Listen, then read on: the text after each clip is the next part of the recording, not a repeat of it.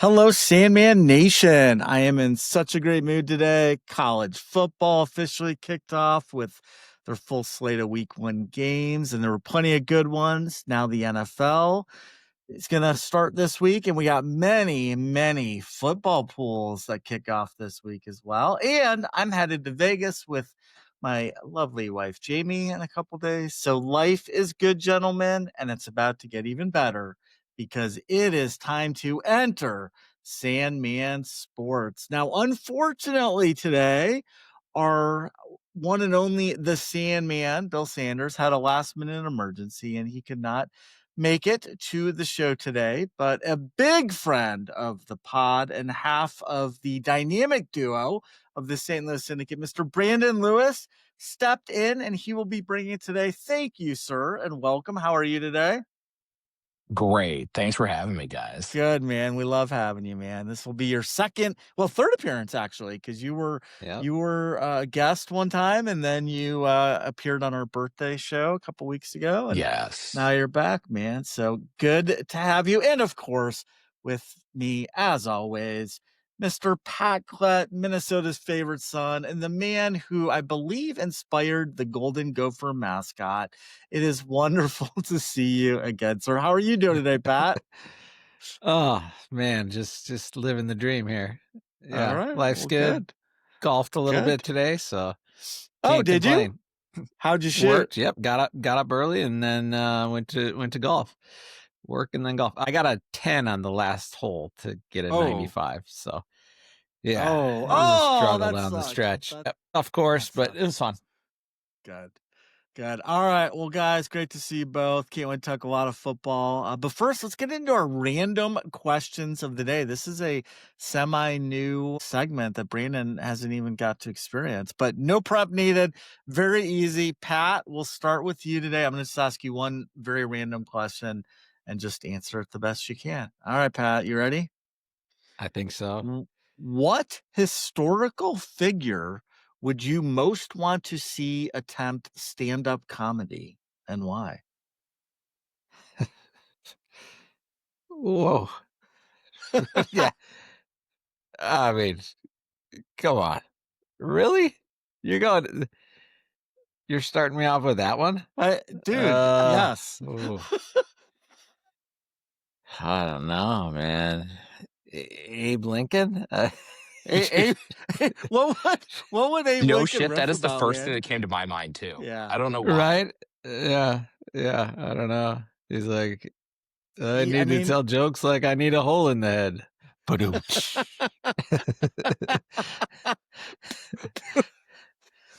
I don't know. It's just that was like, I don't know. perfect. There's no one really that I can think of. Yeah, I don't know about that one. That one's yeah, I don't know. I think you answered it well. You answered it well. Jesus, you stand up. Yeah. Oh God. All right.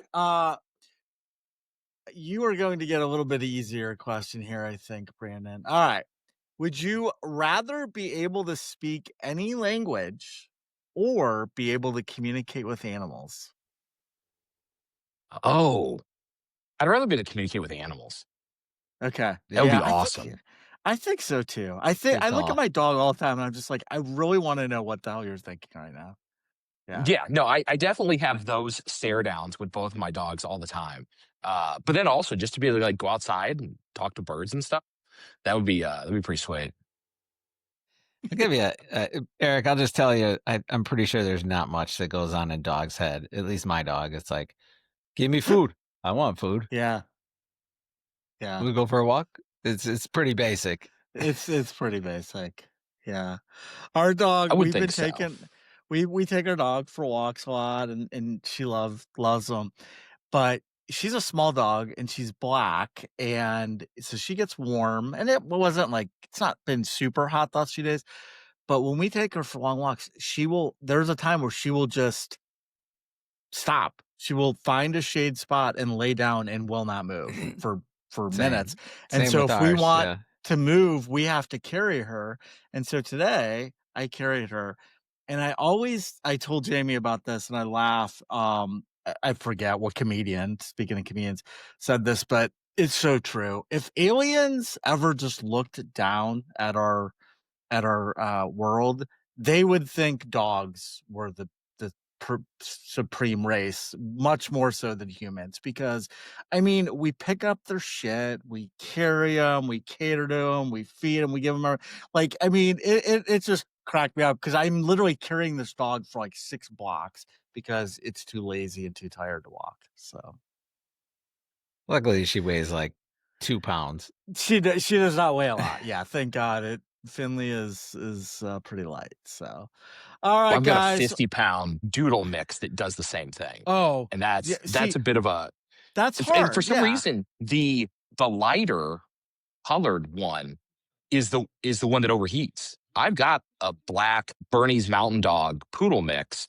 Sun doesn't bother him whatsoever. We'll come back and his entire back will be hot. And he's just walking around, gets a drink, tries to play in the backyard. The one that's reddish, he just finds a tree and just goes, I don't know, carry me home. Or I'm not getting back up, or, it's over. Gotta love them. Got to love them.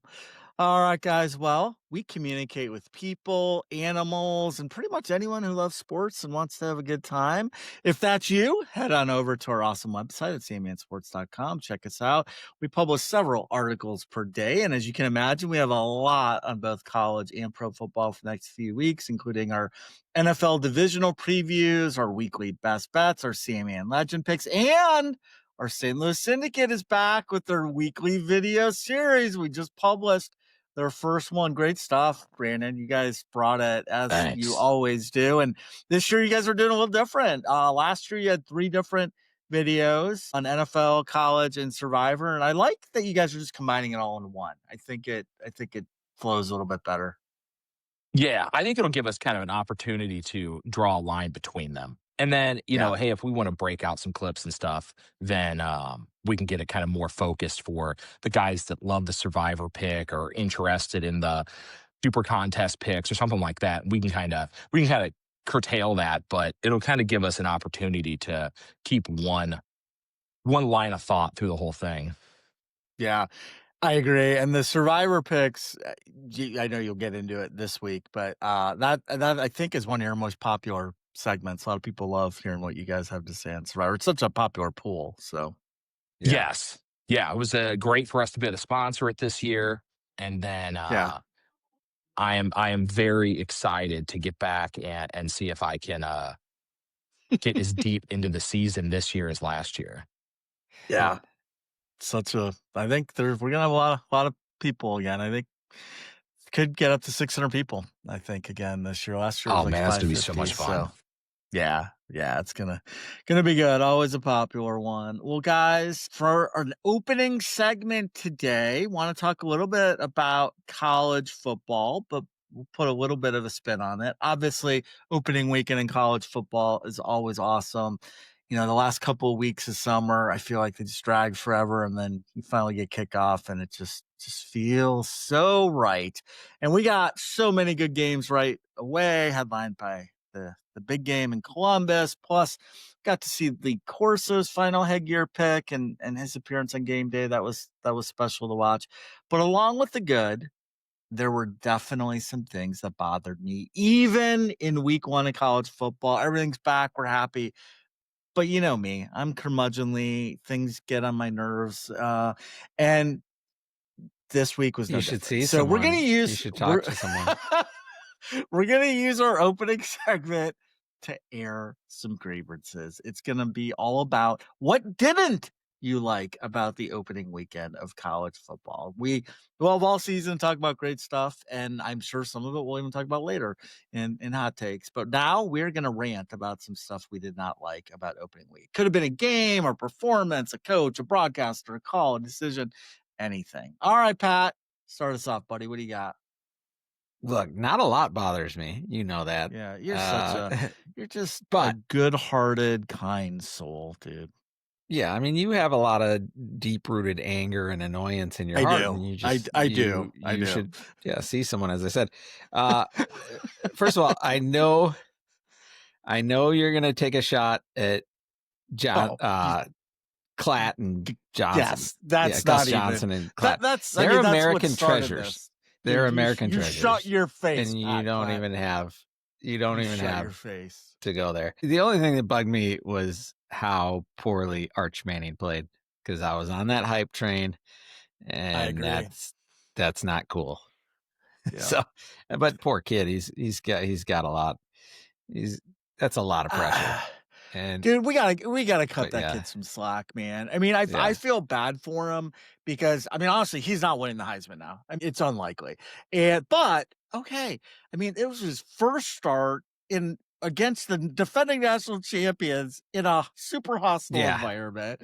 I mean, terrible schedule for him. You can't give. You got to give him a layup game. South. Yeah, I mean, Florida State. He just did not look good. But again, Ohio State has an elite defense, and so I'll cut him some slack. But it is going to be interesting. Like, he's going to have to bring it in some of the next few games that aren't against the tough competition like Ohio State. It'll be interesting to see how he does. Yeah, but otherwise, Gus Johnson, Joel Klatt, they were great as always. So that's about it. What about you, Brandon? God. Well, look, mine was kind of in the same vein. It's not really specific to Arch, but what really frustrates me is when something like this starts and all of these supposed ball knowers just immediately turn on somebody.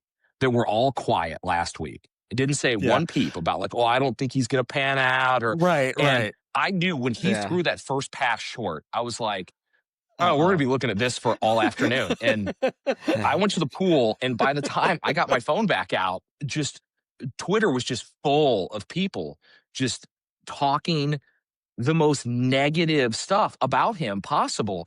And I don't understand how you can have a platform where a bunch of people follow you and you have so little humility to shit on a guy like that when you didn't have nothing to say last week.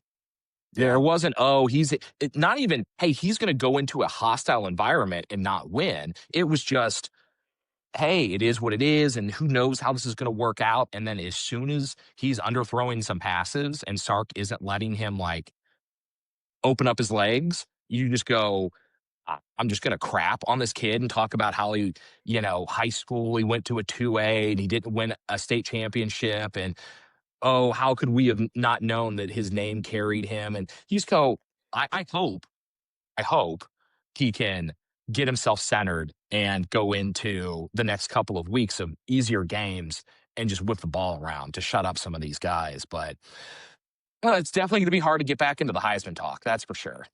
Yeah. Hey, do you know just from an odds standpoint how far he dropped in the Heisman? He odds? Fell to 8th place. I'll tell you that. Yeah, really? That might be. Wow. Yeah, that might be a nice buy low moment. Yeah, if he gets right a couple games, gets some confidence, and starts getting his legs underneath him, that might be. Yeah.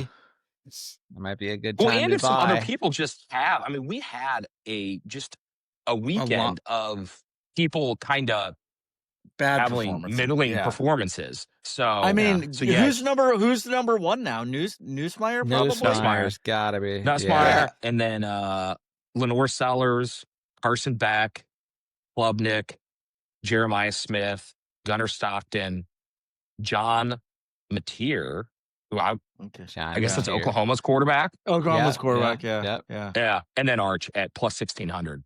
So I mean, he fell all the way back to 8th. And none of those had what I would call spectacular. I don't think Lenore had a great game. Nussmeier looked great. He looked great, but his stats weren't great. He had a good game, right? Yeah. Mateer might have. Yeah, Mateer might have. But he threw like 230 yards. And I don't know what. I mean, but they all had, the guys that won had good games, but nobody threw for 5 touchdowns. And that's where the wins. That's why Klubnik and those guys just took a step back because they lost big games. But Nuss and even Jeremiah Smith. I mean, the guy's incredible. But I mean, he had a couple drops and he had 2 drops early. Yeah. All right. Well, guys, this might be the least surprising thing you've ever heard me say, but I have to start here because it's just ridiculous. I can't handle it anymore. I can't. I've officially decided I cannot watch a game on Fox with the sound on anymore. Gus Johnson and Joel Klatt are truly unbearable. They ruin every game they call. I was so fired up for that matchup, guys. And I mean, it delivered on the field, no doubt. But seriously, it is so painful to listen to. Please, for the love of God, get them off the air. Between his stupid, the world famous Ohio State Buckeyes and his idiotic made up nicknames like Maserati Marv, this guy is one of the worst broadcasters I've ever heard. I've reached the end of my rope with him. And honestly, I used to be okay with Joel Klatt, but he's getting pretty bad too. There was an obvious touchdown pass by Texas. It was the only touchdown they scored. And they reviewed it. And while I can understand why they reviewed it, it's a touchdown, it's a big spot. And it was, I mean, there was, it was worth looking at, but there was absolutely no way this thing was being overturned. And Joel Klatt could not get that through his head. He kept saying, oh yeah, I could see them overturning that because of this or because of that. I don't think necessarily they should, but it probably could happen. I mean, how about we use some common sense, Joel? How about we speak to our viewers like they have brains and are watching the same thing you are watching? We can see as clear as day this call is not getting overturned. I felt disrespected as a fan to hear that guy talk about that play in that way. So between Gus and Joel, I'm boycotting Fox games with the sound on. I would rather listen to Roseanne Barr do rap covers of Carrot Top's greatest hits than listen to those effing clowns. They suck, and I'm done. Okay, one more thing on that game. We've talked about this before. Why was that a noon game? I mean, why not 3:30? I hate noon games. Noon big games. I'm okay with Nebraska playing a freaking, no offense, but Minnesota pad or like a good Big Ten game, fine. But if it's a top 5 matchup, move that game to 3:30 if you're not going to move it tonight. Another thing that irritated me is how stupidly bad Boise State looked. I mean, come on. You are a top 25 team, everyone's favorite to be the Group 5 representative in the CFP this year. You go to Tampa Bay to play a bad South Florida team. I mean, they were bad last year. They look a little bit better. And you lose 34-7. I mean, good Lord, they should be ashamed of themselves. And finally, it irritates me that I found myself actually rooting for Ohio State to win against Texas. And I don't know why. I hate Ohio State. I hate their fans. I want them to go 0-12 every year. But for some reason, my Big Ten was it because of Matthew McConaughey? Well, maybe. Yeah, I mean, maybe the lesser of two evils there. But while watching that game, I was impressed with how they were playing. This team deserves to win. Like the whole time I was like, this is the better team. Ohio State deserves this to win this game. And when Texas started going back, I'm like, if Texas somehow wins this game, it will be the biggest travesty in college football. Like they just did not deserve to win, and they made it close. They hung in there, but it irritates me that I was rooting for that stupid team in Columbus. But it was a good game, and I think they're going to be a tough team to beat this season. All right, Jets, I think it helps out with the SEC part of it. If Texas kind of gets evened out here a little bit at the beginning. I know that where I was watching it with a bunch of SEC people, they were definitely rooting against Texas the entire time. They were just like crabs pulling each other back down into the boiling water. They were like, no, we don't want to see them win. Yeah. I'm like, okay. I usually just root against Ohio State regardless. And just whether it's good for my team or not, I'll just go ahead and root against them because it'll be funny. Watch their fans cry. Yeah.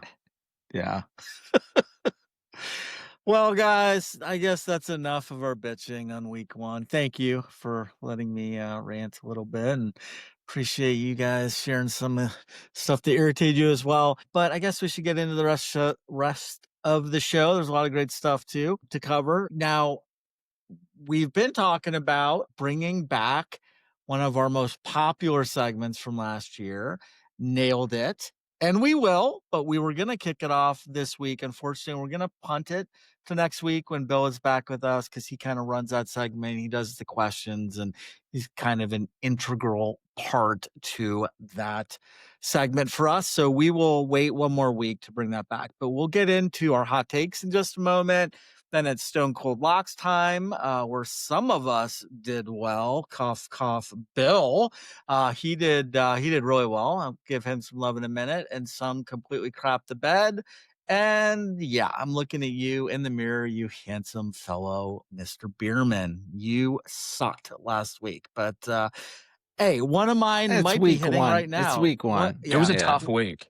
Yeah, it was tough, but we'll get into all that. Finally, we'll wrap up the show with a top 5, little nostalgic nod to some of our favorite toys of our childhood. So that'll be a fun one. And of course, we'll have plenty of fun and shenanigans along the way, including Pat telling us about the time he once won a pogo stick contest with a Slurpee in one hand and a funnel cake in the other. But first, gentlemen, it is time. It is hard to do. Oh my gosh. All right, guys, it is time to get into hot takes. That's right. It's time for CMN Sports Hot Takes, brought to you by Double Take Salsa. You guys know I love a good snack, and I've got to tell you about our new sponsor, Double Take Salsa. This isn't the boring stuff. This is craft salsa and hot sauce made with fresh ingredients. Their whole thing is flavor first, heat second. So when you take a bite, you get hit with bold flavor right up front. Then the heat sneaks in and makes you do a double take.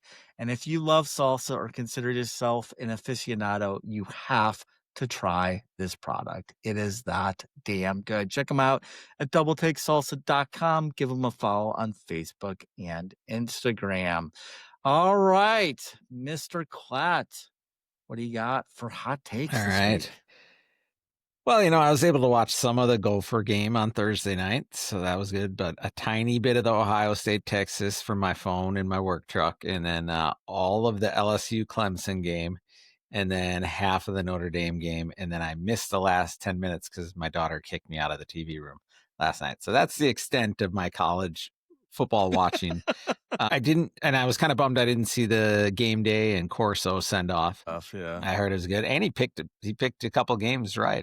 Like he was the only one who picked 6. Florida State and Ohio State, and But for me, I think it was week 1. I thought quarterbacks looked good, and I'm excited to watch some of the following. You got Tommy Castellanos from Florida State. I'm telling you, yeah. He looked very good. He looked really good. Highlights when I watched the highlights. Nussmeier looked great, I thought, in the LSU game. Yeah. A guy if I had to put money on a Heisman winner right now, I'd put it on Nuss. I think Nussmeier, yeah. He looked pretty good. A guy I was beating up a little bit in the preseason. I was bashing him, but he looked a little stronger, a little better. Carson Beck. He was throwing the ball pretty well, pretty accurate. Donnie Batir had a good game at Oklahoma, as we talked about before. Drake Lindsay for the Gophers. I'm telling you, this kid is good. Oh. He's going to make the Gophers at least somewhat relevant this year. I think he's pretty solid. And then Lenora Sellers from South Carolina. So it's a good quarterback class. I feel like this year, and that's going to be fun to watch. And then we talked about Manning. Obviously, I wouldn't write him off completely. I think he'll figure it out. He'll bounce back a little bit, but it's so tough going against that defense week 1, and 2 good defenses. I thought Texas looked really good defensively as well. You just you held Ohio State to 14 points. You just couldn't get anything from the offense. So I think both those teams will be relevant. And let's say let me pose this question to you guys. Let's say Arch bounces back. He has a good, not a Heisman winning campaign, but he bounces back. People are like, yeah, he's good. He wins games. They make the CFP. They don't win the national championship. He doesn't win the Heisman, but he's a clear top 5, selection. Do you guys think he goes to the draft? Or do you guys think he comes back for another year to try and win one? Oof. I think he's coming back regardless. You think he's coming back? Yeah. I do too. I think he wants to get his degree. Mm-hmm. Yeah. he wants to. He's there for the education first, like most of our athletes. Yeah. It seemed like, and I don't remember. We were having the conversation, or I guess with me and Nate, because he was saying the same thing, that he thinks that New Orleans probably loses about every game they play this year and has the first pick, and that he wouldn't be surprised if he comes out and goes to New Orleans and plays where his grandfather played, and the just whole like thing. Gramps. And I just listening to some of the people that at least say that they have some connections to what's going on, made the argument that like they kind of, Peyton and Eli both kind of had a path that they went through college to make sure that they could be the number one pick and be ready to be a pro. And I think that with that, those rumblings already starting, it leads to that they've probably already made some opinions around. And that's why he was fine going there and sitting behind Ewers for, I guess, 2 years, right? That, hey, I'm going to get my 2 years of playing in, and then I'll be ready to, or at least theoretically, ready to go pro. So I think that regardless of what happens this year, he ends up just going, I'm going to take another year. I'll be even better next year, and that'll get me wherever it gets me. Yeah. Makes sense. What about you, Brandon? What are your hot takes for the weekend? So I think my hottest is that I still think that Bama and Clemson are going to be fine. Wow. And I'm sticking with my LSU falling out of the 25 pick. Wow. And I don't think there's any reason to overreact to week one games when the conversation that we've been having for the last several weeks is all around that one loss doesn't bury your season. That with this expanded playoff, you have the opportunity to come out and play a big game and it not go well, and then gather yourself and get into some of these games where you can, your team can expand and get better at the things they need to get better at. And I think that looking at the rest of the schedule for those three teams, it's still way easier for Bama and Clemson to win the vast majority of their games than it is for LSU. So I kind of took that line before we watched these games, and look, Bama did not look good. Clemson looked fine. They just, LSU beat them. But Bama looked like they weren't ready to play. Yeah. But I think they will get ready to play. And I think overreacting, especially what we're gonna see everybody shift. What side of the games that people start taking picks on. And I think that people are gonna kind of over-rotate and maybe call an early death to some of these teams that lost one game. I'm so guilty of that. I'm so guilty of that every year. I'll be like, oh, they look crappy one week. Next week, I'm not betting on them, and then they turn it around. Yeah. Yeah, and you go, hey, maybe Bama won't. Maybe it's going to be a situation where they don't have the right structure set up. But I think better yes than no that they get it straightened out and we see them in the playoff at least. I don't know that I'm still feeling like I think they could win the whole thing, but making it there still seems very probable to me. Ah, God, I disagree with you. I agree in the overreactions from week one, but I'll talk a little bit more about it when I get to my hot takes. But I don't know, man. I don't know. They did not look good. You got any others, Brandon? Well, I'll tell you, the other is kind of a personal one for me. I thought Mizzou looked awesome Thursday.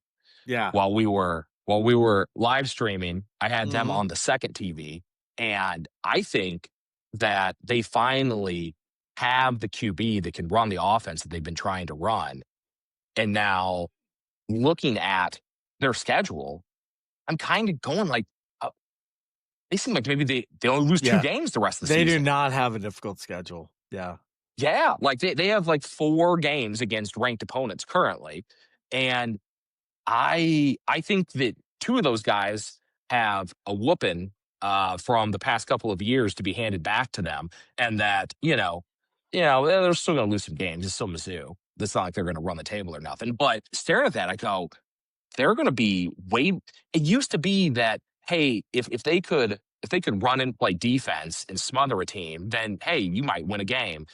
This quarterback seems comfortable and can sling it and can do it on his feet a little bit. And I go, this is finally getting to like where everybody's wanted this team to be able to get to. And I think we've got much better than projected outcome here for this season. Yeah, I was it you, Pat, or Bill? One of you two, I'm almost positive, picked Missouri as their dark horse, which was like a long shot team to win the SEC. And it's Since primarily Bill's not here, I'll just say it was me. Yeah, you should take it. You should take credit for it. Yeah, no, I have me. been looking at them a little bit. I didn't fire off any money on any over-unders or anything, but I think Missouri could surprise this year. They just don't have a tough schedule. They did look good on last week, and I mean they just have a good program. It's an underrated program. If they were like in the Big 12 still, I think they would be the cream of the crop. I think they'd be without a doubt. Yeah. No, they definitely kind of gave up that ability by going to this thing where they had to kind of restart recruiting their whole team. So hopefully we're finally to a spot where we can get into the top 25 and kind of win some games and stay there instead of just kind of jumping in and out of it. Even after all these years, there's still a couple teams that I still have a hard time remembering. Not remembering, but like just like accepting that they're in a conference, and Missouri in the SEC is one of them. And I can imagine. And West Virginia in the Big 12 was the other one. Like it's just they just don't feel right to me. Neither one of those. So no, Missouri's about as north as you can go and still try to call it the South. Yeah. Well, that's like Oregon and USC in the Big Ten. Right. And like Cal and Stanford in the ACC. Come on, I mean that's just ludicrous. But yeah. All right, well, good stuff, guys. Yeah, so I opened the show with some gripes about week 1, but I'll flip it around. I got some positive side hot takes to share today. Finally. So first off, I got it. I mean, I think I'm turning over a new leaf. Maybe the softer side of Bierman's coming. I gotta give some love to Ohio State. They took care of business against Texas. They looked sharp. That defense is flat out scary. Now, Jeremiah Smith had a relatively quiet day, but obviously still stud. Caleb Downs might be the best defensive player in the entire country. But you know who impressed me the most? Their freshman quarterback, Julian Sand. Yeah. I mean, all the hype was just around going into that game was Art. Yeah. Oh, that was good. I like that. And even up in Ann Arbor, Michigan's Bryce Underwood been getting a lot more hype, and he deserves it. He played really well too in his debut. But Sand looked calm, composed, in control all game long in a tough spot. I know they were at home, but still playing the number 1 team in the nation. He made smart decisions. Delivered some big throws, never seemed rattled. I think that kid's going to be really good for us. Now, I still believe Penn State is the team to beat in the Big Ten, and I like them to win the Natty. But hats off to the Buckeyes. That was an impressive way to start. And speaking of impressive, and Brandon, you kind of hit on this. How about those Florida State Seminoles? Mike Norvell, great job. I mentioned on this pod, I liked them to bounce back this year. They were my dark horse in the ACC at plus 2,800. They beat Alabama 31-17 in Tallahassee. That result takes Norvell off the hot seat in a hurry. But on the flip side, Kalen DeBoer suddenly finds himself right in the middle of it. And guys, I mean, he's only 14 games in his tenure at Alabama. The pressure is just off the charts. I could not believe this stat, guys. Listen to this. Okay. Alabama has been 14 plus point favorites, 14 or greater point favorites 10 times in DeBoer's regime. Okay. And they have lost 4 times as that type of favorite. Okay. Under Nick Saban, they were 14 or more point favorites 139 times, and they lost 3 times in that span.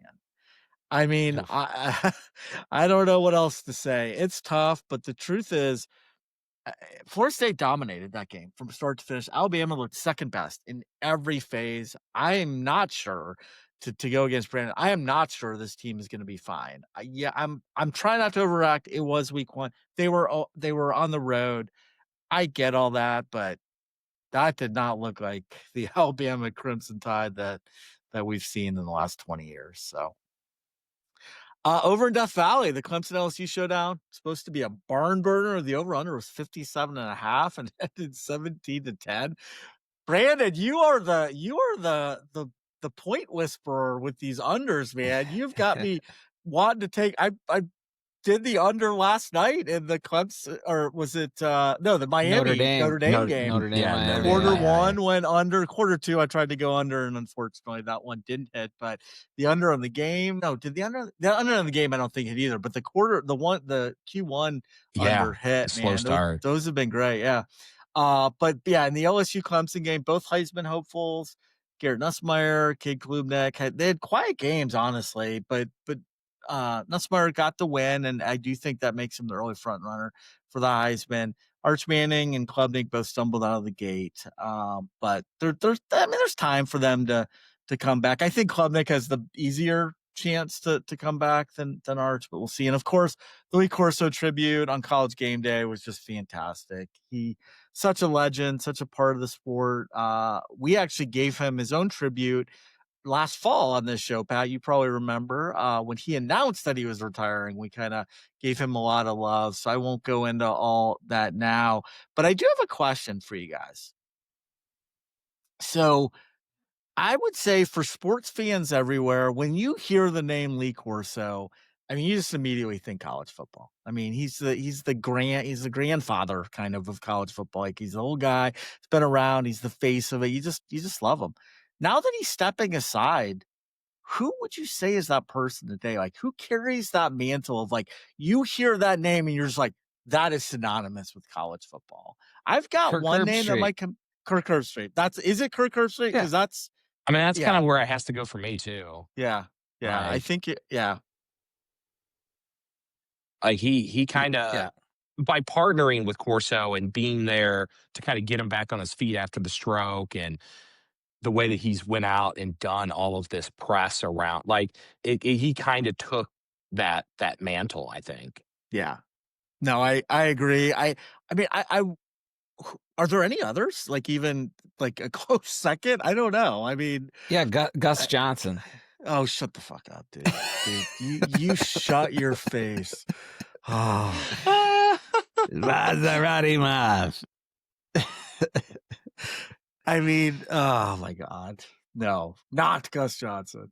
Yeah, I don't know. Yeah, I mean, really, Saban's the only other one. Like, if he really leans into like staying with being on the TV every week, like, he will. But like, because right now it still kind of seems like this is just like a side gig for him. Like, he kind of went like, well, I'm done coaching, so I might as well talk. But like, if he sticks with it, and like this is his thing for another, like, he probably will become the guy.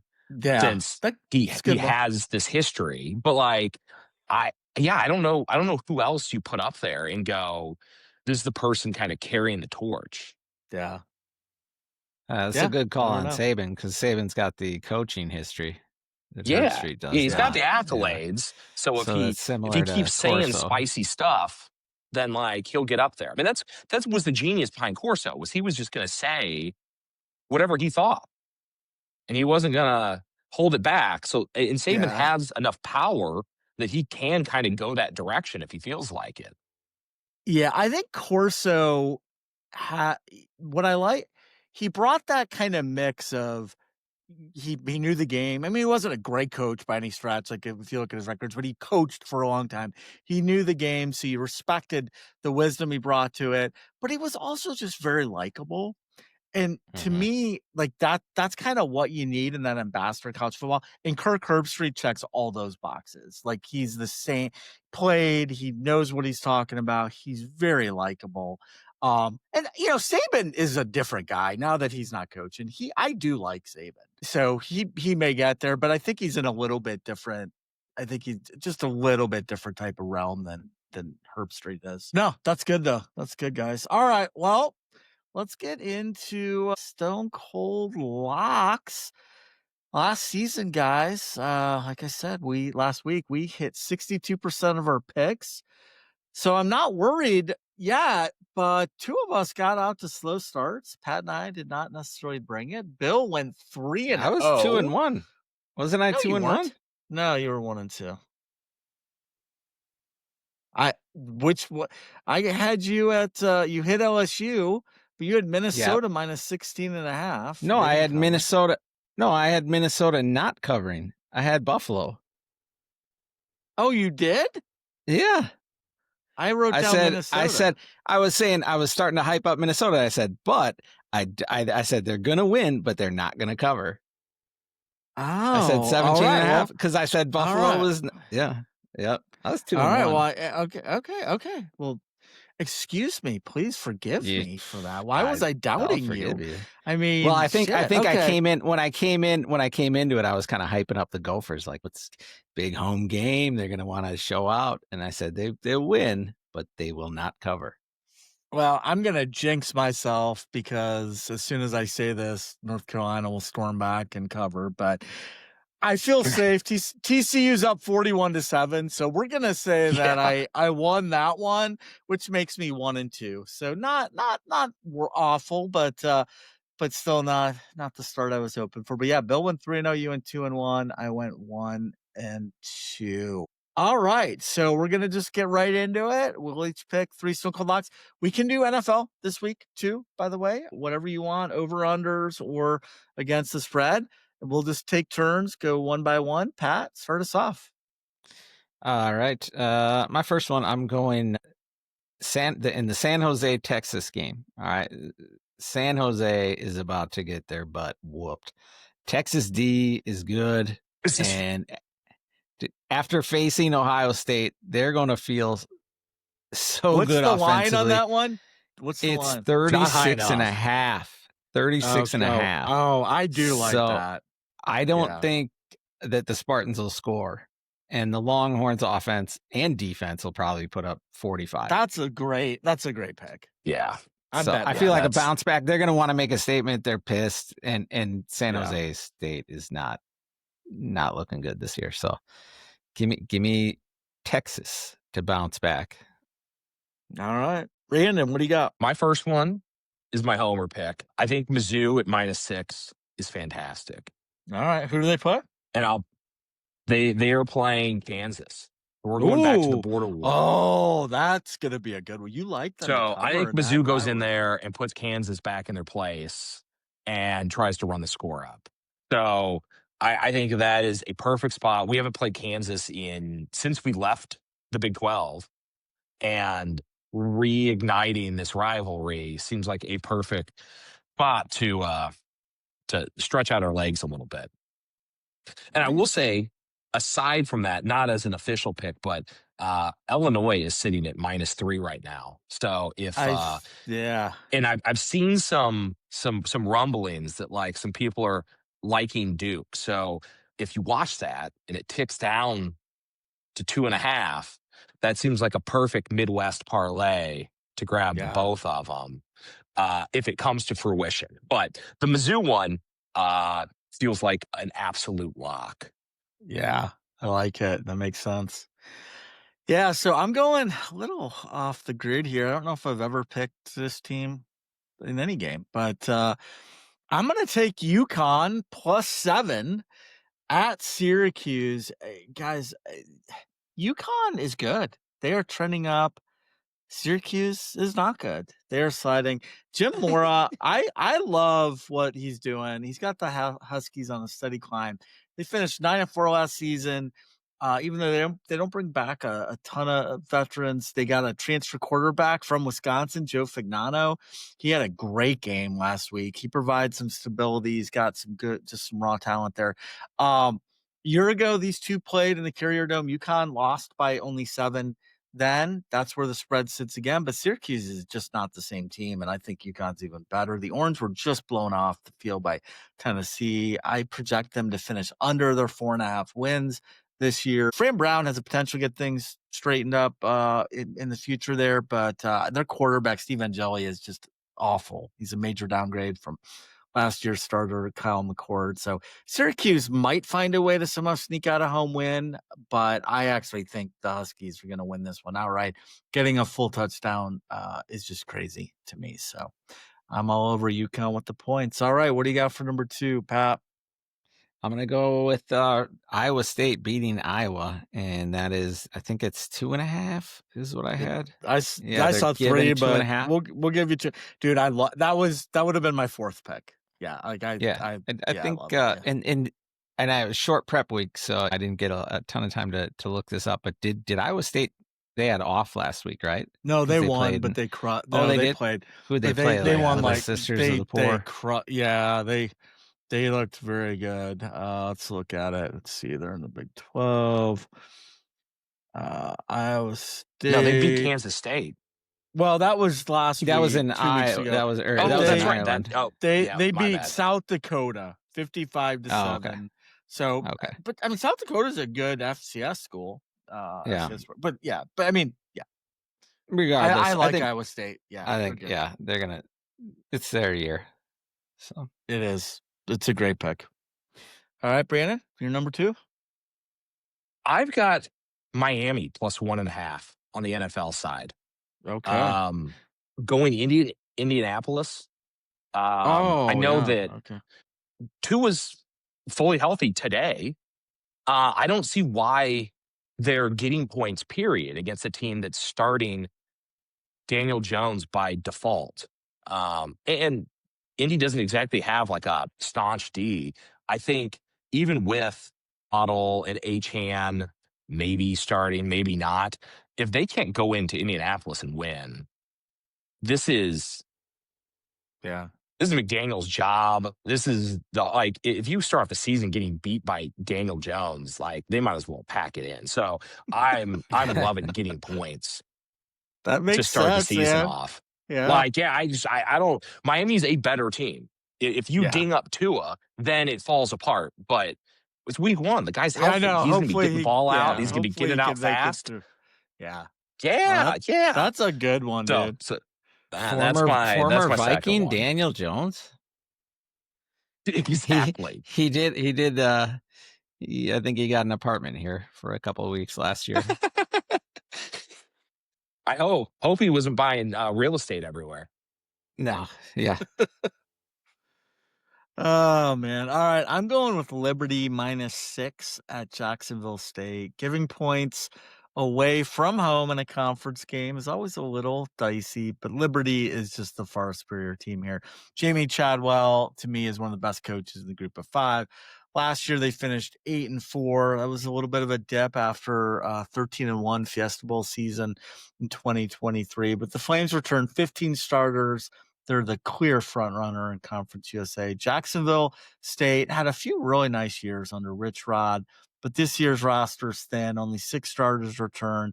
Gamecocks just dropped a 17-10 game to a UCF squad that is well below average. Liberty has the better depth, better coaching, talent across the board. I love their quarterback, Ethan Vasco. He leads an offense that I think is going to put up or can put up points in bunches here. Even on the road, this looks like a game that the Flames will be able to control from start to finish. And I think even a double-digit win feels very realistic. So we'll take Liberty -6. All right, Pat, finish this off. Well, and again, short prep week, so I don't have any NFL games on the slate. I'm a literally huge NFL. I'm shocked. Guy. I'm shocked. I know. You always do NFL. That's where that was your bread and butter. I know. I haven't even looked at the matchups yet for the NFL. Yeah. I'm so behind. But give me Oklahoma taking on Michigan. They're getting, what is it, 2.5 or 3.5 now? No, it's 6. Oklahoma's giving 6 right now. They're giving 6.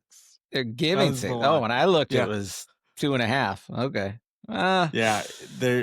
Oof.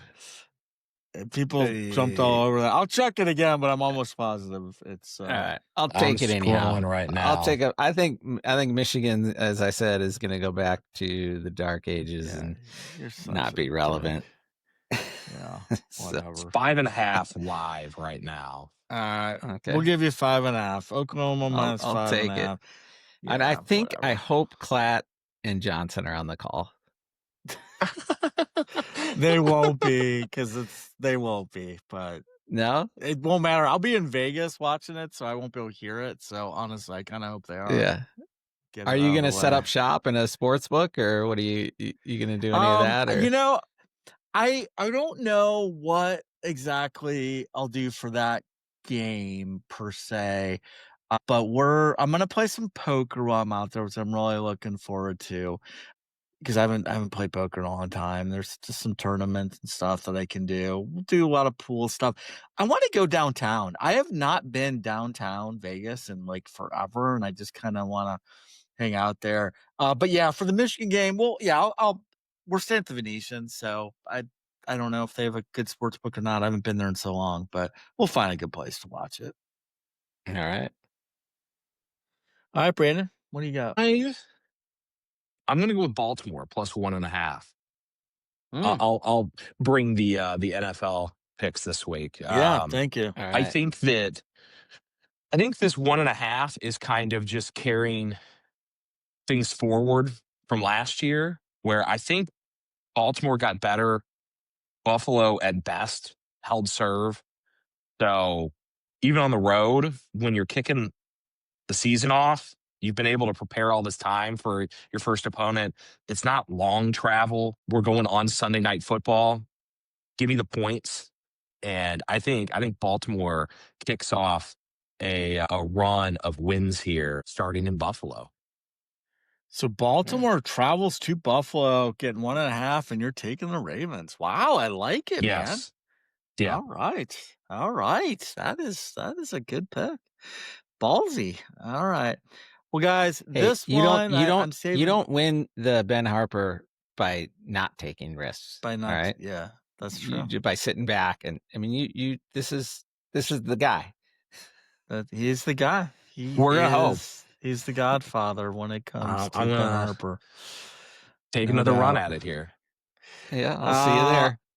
This is you stayed around for a long time last year too, right, Pat? I got fourth. Yeah. No, I didn't make That's the awesome. podium. No. I'm saving my best for last. This is, I think, in a little bit of the realm of Lock of the Pat's year? text. No, it's not my lock of the year, but I do love this pick. But it's a little reminiscent of how you described Texas, San Jose State. Although the team I'm taking did not lose last week, but I'm taking Nebraska, given 34.5 points at home to Akron. Akron is dreadful, guys. This line could be 54.5, and I'd still consider taking the Cornhuskers. The Akron has no shot of covering. They finished 4-8 last year. They opened this season by getting blanked at home by a Wyoming team that went 3-9 a season ago and is expected to live near the bottom of the Mountain West Conference.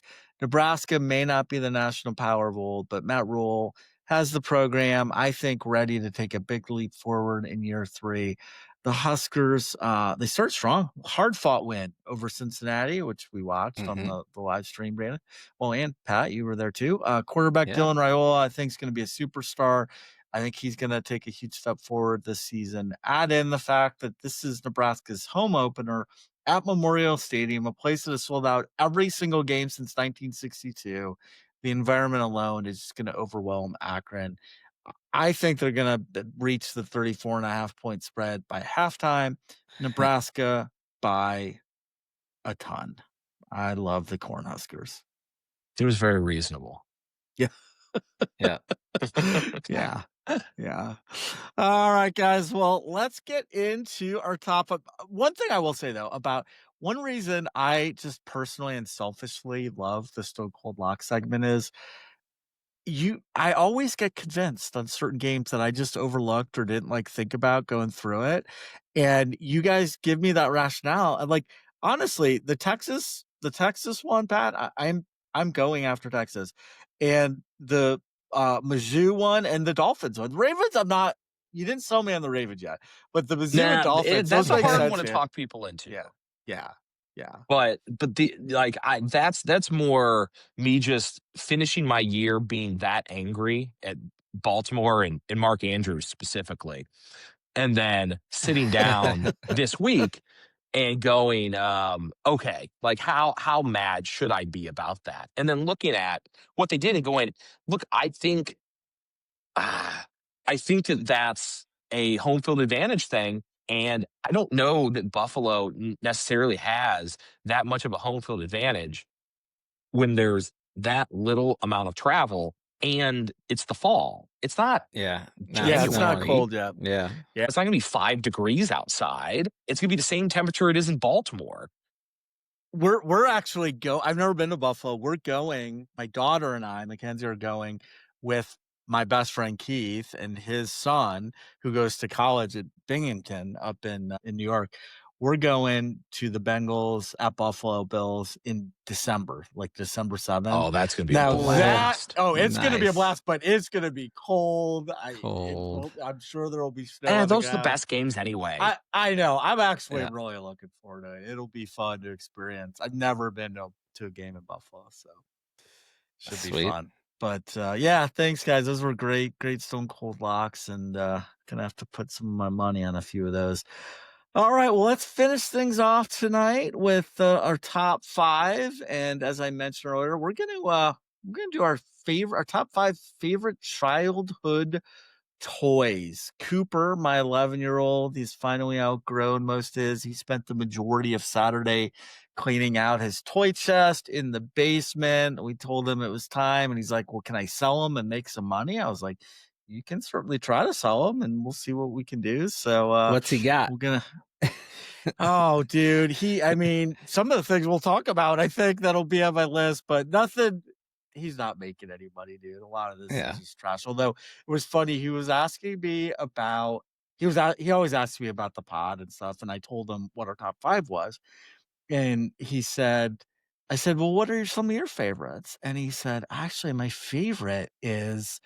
I totally forgot about this toy, and I apologize if this is one of yours. I doubt it is. But he's like, my favorite was when I was a little baby, that one that you push and it's got those little like popcorn type balls that like pop up like when you push it. Yeah, The vacuum. And I was like, oh my, Yeah. I'm like, oh my God, I totally forgot about that. And he still has one of those. I mean, he hasn't used it forever, but I almost want to keep that because I just feel like I don't know, there's some nostalgic sentiment to those types of things. But yeah. Yeah. But anyways, so I thought today might be fun to reminisce a little bit and just talk about what our top 5 favorite childhood toys of all time. There's so many good ones out there, a lot of classics. So it's gonna be our countdown. It can be any toy for any reason, old, new, nostalgic, or just because you liked it. One you had, one your kids had, doesn't matter. So yeah, that's what we're gonna do. Pat, lead us off. Yeah, first of all, I want to, dedicate this one to my parents who provided the best childhood for me. I had so much fun, truly blessed. Yeah. And this was fun. This was another fun one to go down. I mean, this and cereals were probably some of my favorites. But I'll start with number 5 is the yes and no quiz game books. I don't know if you guys ever had these. So we would go, God, I can't believe I forgot those. Yeah, we would go camping in the summers and squeeze all 7 of us in the station wagon because I have 3 older brothers, older sister, my parents, and these books with the invisible ink pens, and so that was revolutionary at the time. And they would reveal answers, and you could play games with it. I mean, it was simple, entertaining, kept us busy for the long car rides. And that's all I did on long car rides. Dude, I totally forgot about those.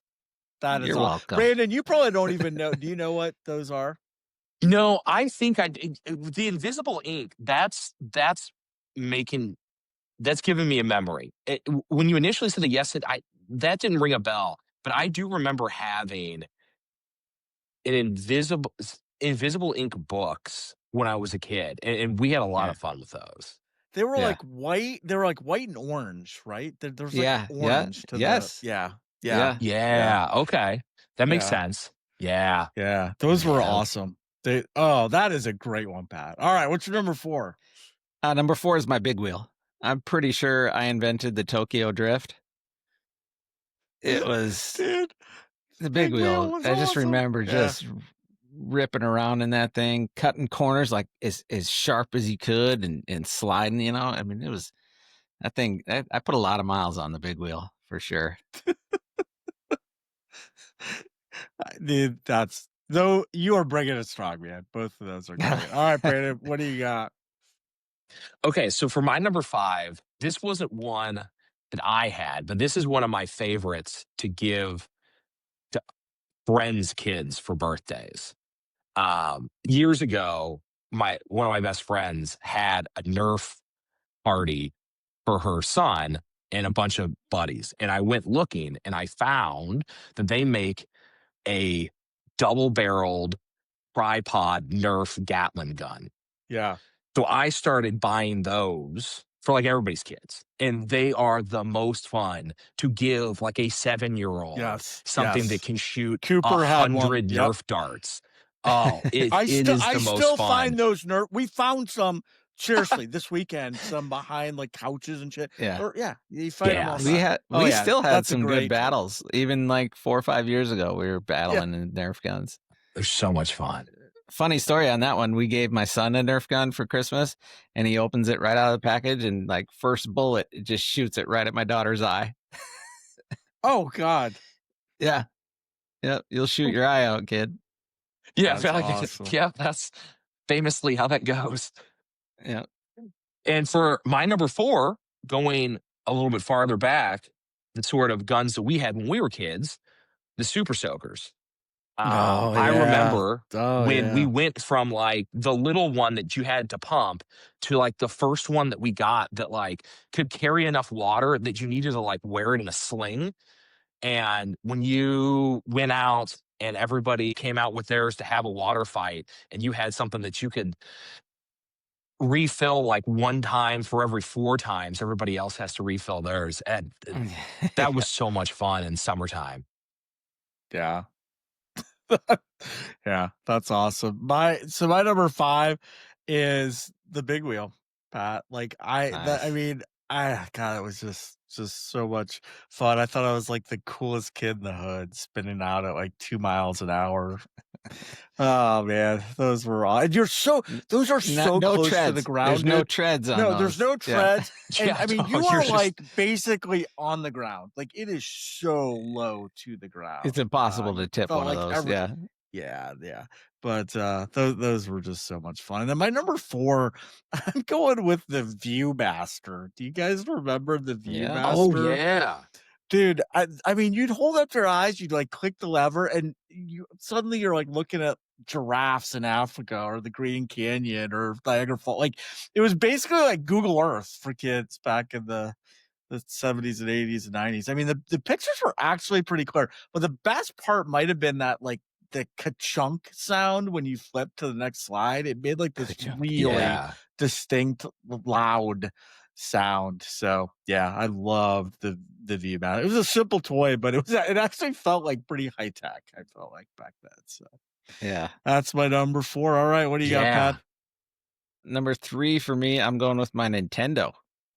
Yeah. I'm not a big video game guy now. I can't play video games. It's just I don't have the patience, and there's too much going on. I mean, Super Mario Brothers, Contra, RBI Baseball, Tecmo Bowl. I liked my 8-bit games with up, down, left, right, BA, select, start buttons. The code to get in Contra. Do you remember that one? Yeah, I do. Anyway, the Konami code. Yeah. So, but I wore those buttons out in 5th grade. But I don't think I've played a video game since end of high school. I mean, like really played. Like I've played them, but not like I still love seriously got into them. Yeah, that's a good point. Like I don't get to play like back then. That's for sure. Yeah. And number 2 for me was my Nerf basketball hoop. It hung above my door in my bedroom door. I mean, you got slam dunk contests, 1-on-1 battles, 3-point contests, finger rolls, running through the door. Dude, you and I had a very similar childhood, buddy. And Probably very similar. Yeah. Other than the viewfinder, I didn't have a viewfinder. Yeah. Oh man, that's awesome. All right, Brandon, what do you got? So my number 3, I don't even remember what this thing was called, but they were like a disc that slid down over your hand and it was covered in Velcro. And then you had just like, I don't know, tennis balls or whatever that stuck to them. And we turned that into so many different games. Like, I think you're just supposed to play catch with them. We were playing like football with them. We turned them into like a hockey game inside where the goalie was wearing them. We used those way past like the age group that because we just kept turning them into more and more violent sports where you were trying to hold on to a ball velcroed to your hand. And oh man, we had so much fun with those. Yeah, they're still around. Those things you could probably find them at like dollar store or something. I bet. Yeah. Oh man, those were so much fun.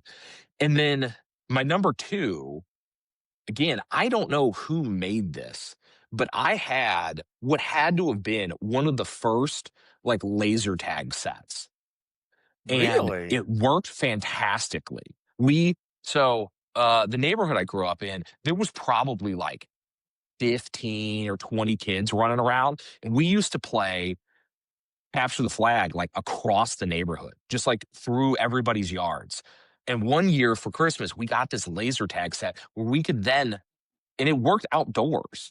And they had like chest pieces that you wore that sat on the front and the back of you, and these laser tag guns. And thinking back, I go like, I don't know how that stuff worked properly in the 90s, but it worked awesome. And it was so much fun to add outdoor laser tag to playing capture the flag. It was such a fun time.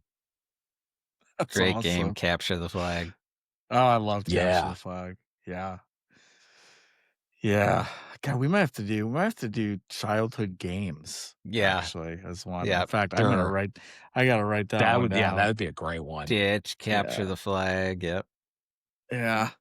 My number 3, I'm going with Etch-a-Sketch for this one. I love twisting those little white knobs until your freaking wrist cramped, and all these like crooked lines that kind of look like a house, but not really, because it was impossible to draw anything really good with those buttons. But for whatever reason, I really liked it. I always had grand delusions of wanting to become an artist as a kid. My mom even put me in like drawing classes. I was horrible. I really had no talent, but for a while there with my Etch-a-Sketch, I thought I could do something in that realm. But then when you messed it up, I think, didn't you have to like shake it like crazy to erase it? Yeah. Yeah. So that was that was awesome. And then oh man, my number 2. My number 2. Gotta go with the Rubik's Cube on this one. I mean, is there any object that more defines the early 1980s than that toy? I seriously, sure. I don't think so. I mean, everybody had one, and not only was it a toy, guys, it made you smarter. I mean, it was making your brain work. At all times. I never came close to finishing that thing. No, me neither, man. No. And then, somebody though, one of your friends or somebody in like your class or something would solve it, and everyone, he's the stickers off and move the stickers around. People did that. Yeah, I mean, people definitely did that. But like, you would just think that guy was like a wizard, and he was gonna freaking go to MIT because he's so smart he could solve that thing. But no, dude, I was terrible at it, but I still enjoyed it. So that was my number 2. Nice. I'll start for my number 1. I'm just going to quick go over 4 honorable mentions that didn't make the cut. We got Light Bright, my Optimus Prime, Prime Transformer, Hot Wheels, and then a Slip and Slide. Which we didn't buy the actual slip and slide. We would just get like a big old thing of plastic and use that. But my number 1 was too. My number 1 when I was a kid, I had a green stuffed football. It was like a stuffed animal, but it was a stuffed football, had the laces on it and everything. It spun pretty well, and it was the right size for my little kid hands. And I had 3 older brothers, so I could usually rope one of them in to run a few routes and play some football with me. But I could balance it on a shoe and kick field goals above the mantle over the fireplace. It was I still remember that thing clear as day. I wore that thing out. It was the greatest. It was my favorite. Yeah, it's awesome. God, we are so similar, my friend. That should scare you. All right, Brandon, what do you got? My number one, going to the video game line of thought, was not just the Sega Genesis that I had when I was a kid, but my parents got us this piece that fit into the top of it that our cable company sold, that every month it would turn over and you'd have 50 new games that you could play that came in over the cable line on Sega. Wow.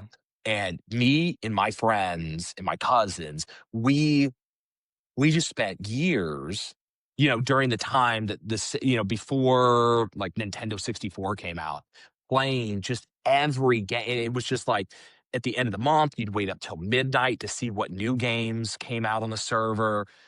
And it was just, it was such a quintessential like kid thing to go, hey, we're just gonna let you just go ham, just playing video games with your buddies. NHL 93. Yeah, all of there was always a good collection of sports games, and back then you had like it didn't Sonic. save the game. Like you had all these codes to get back to where. At my cousin's house, we they had their video games set up in the basement in a back corner, and we just took over a wall and just started writing the codes on like when they moved out of that house, they had to like you just completely redo the wall from people etching codes into the drywall in this basement that we just wrote all of these for just years to just keep where you could get back to your starting point in the game or whatever. And I don't know. It was such a fun thing for a big group of kids to all be able to participate in. Yeah, that's awesome. Yeah.